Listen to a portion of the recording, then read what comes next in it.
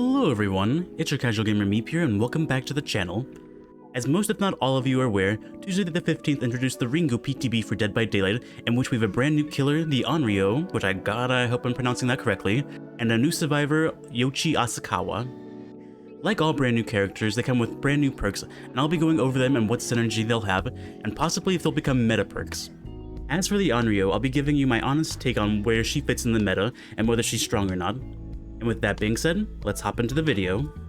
Starting with Yochi, he has Parental Guidance, Empathic Connection, and Boon Dark Theory.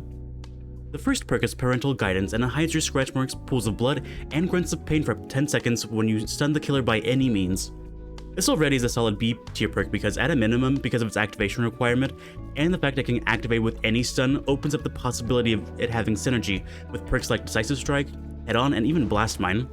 I can easily see this being paired with Head On the most out of the three, and can make for fun and rewarding survivor gameplay.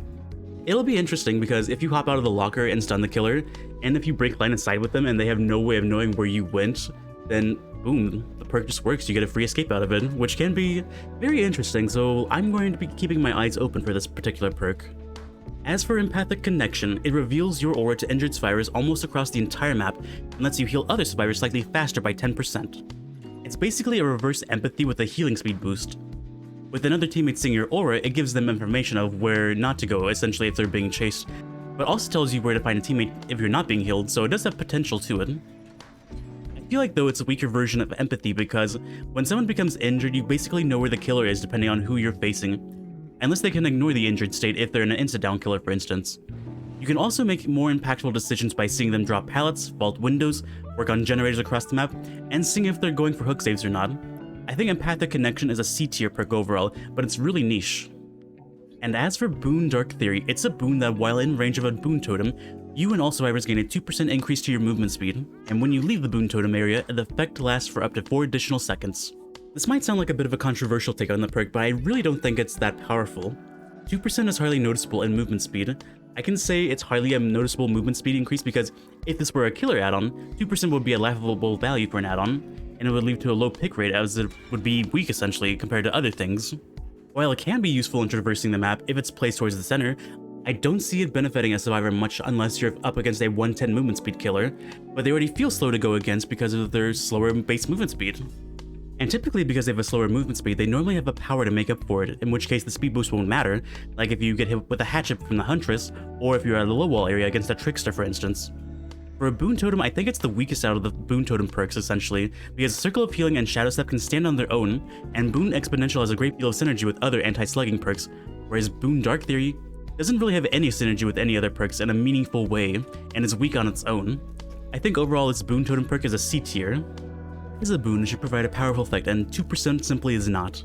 The other perks that increase your movement speed that are not exhaustion perks like Breakout, Blood Pact, and Hope all increase your movement speed by a much more noticeable speed of 7% with their activation requirements.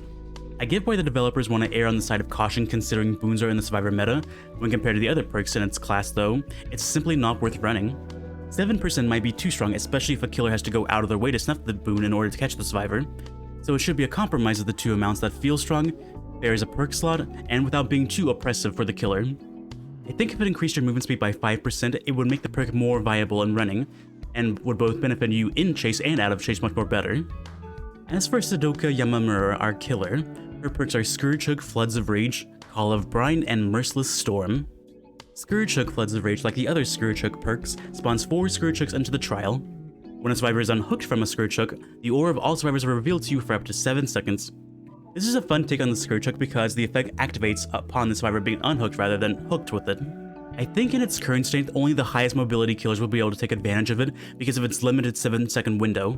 The most amount of time this perk will activate in a single trial is 8 times, and more than likely you're not going to get to a Scourge Hook every single time in order to actually use it. In its current state, I think it's kind of a C tier perk because it's kind of meh. If they increase the duration up to 10 seconds or 15 seconds like Hex Retribution, then it will be more on par with the other Scourge Hook perks in terms of the value you can get from it. And the slower, less mobile killers would also be able to take advantage of the perk's information as well. As for Call of Brine, when you cook a generator, the perk activates for 60 seconds. It regresses the generator up to 200% the normal rate and is highlighted to you in yellow.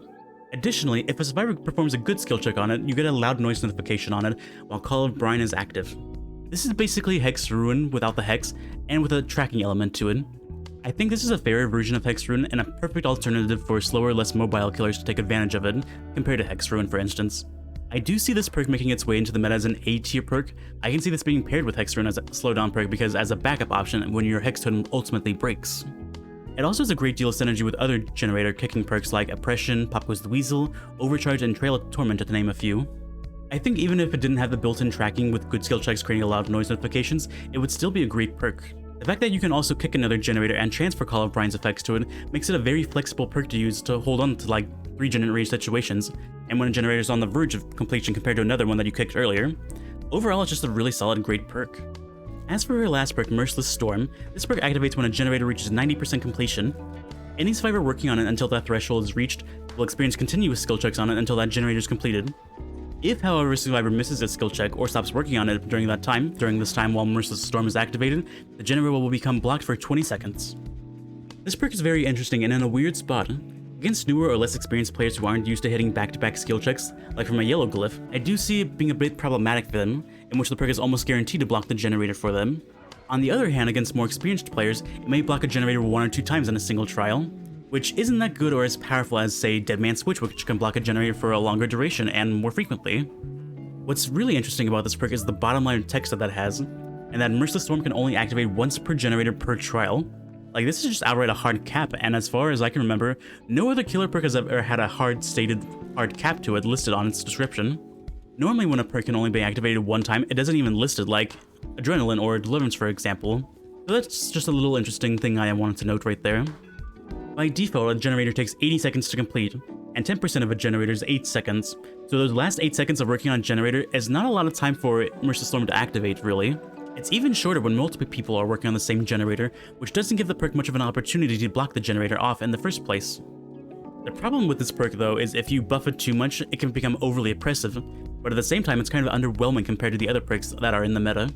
I think for this perk to be both strong and fair, it either needs to trigger earlier on a generator like at 80 or 85% completion, or the punishment for missing a skill check needs to be longer with the generator block. Because 20 seconds is not that long for a killer to react to the information that the generator is blocked with Merciless Storm. Right now in its current state, I think Merciless Storm is a C tier perk, but it has potential to it. I can see this perk making its way into impossible skill check builds and gen block builds as well, but when compared to the other gen blocking perks, it's only slightly better than Grim Embrace due to its inconsistency of being able to activate and block the generator. Overall though, I don't think any of these new perks are bad by any means. Some just need a little more love and attention than others, and some are perfectly fine as is. I think the best out of the bunch are Parental Guidance and Call of Brian, which I do think will be the most used out of the group, but only time will tell as these are subject to change before they go live. At this time, you've probably seen other content creators go over the killer's power and stats, since this video is coming out a little over a week since the PTB first came out, so I'm just going to give my thoughts on her power instead of going over it in detail. I'm actually really happy she's not another short-range anti-loop killer, and that they managed to make another stealth killer by tailoring it in such a way it feels fresh and not a carbon copy of another killer through her lore and aesthetics. Unlike the other stealth killers, she has map mobility to her through her television projections, which makes her more viable and able to traverse the map more easily. However, with her projections, there's no real feedback to tell you how much longer the ability is on cooldown.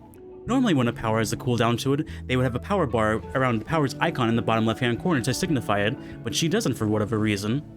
There needs to be more feedback in this area to use her projection ability more effectively. That's really all I have to say about her first part of the power. But whereas with the TVs comes the condemned mechanic with her. The way it currently is, I think it's just better to ignore the televisions altogether because you can waste so much time running around between televisions, and unless she teleports near you 7 different times, there's not really an incentive to retrieve the VH tip in the first place to reduce it, especially if you have an item in your hand and you don't want to lose that item. I think this part of her base kit is overly complicated and could be simplified with a few decisions. The first thing I would do is make it so Sudoku can turn the televisions on manually, instead of them each having a separate different cooldown when turned off. To make this happen, all television auras should be revealed to her, with red ones being turned off and white ones showing which ones are turned on, so she can easily find the ones that need to be turned back on. And as significant as the VHS tape is to her lore, I don't think it's necessary as an interactive item. The condemned mechanic is kind of useless in the sense that survivors have so much time to take care of it before it reaches the 7 stacks before she's able to use her base kit Mori. And especially for newer players, her power just has too many small nuances that I think should be simplified for both sides. At the end of the day though, I think she's a high C, low B tier killer because she has the potential to be really good. And with that being said, we come to the end of the video. If you enjoyed the video, be sure to leave it a like as it helps promote the video through YouTube, and consider subscribing for more content. I am me+3, and I will see you next time. Goodbye for now.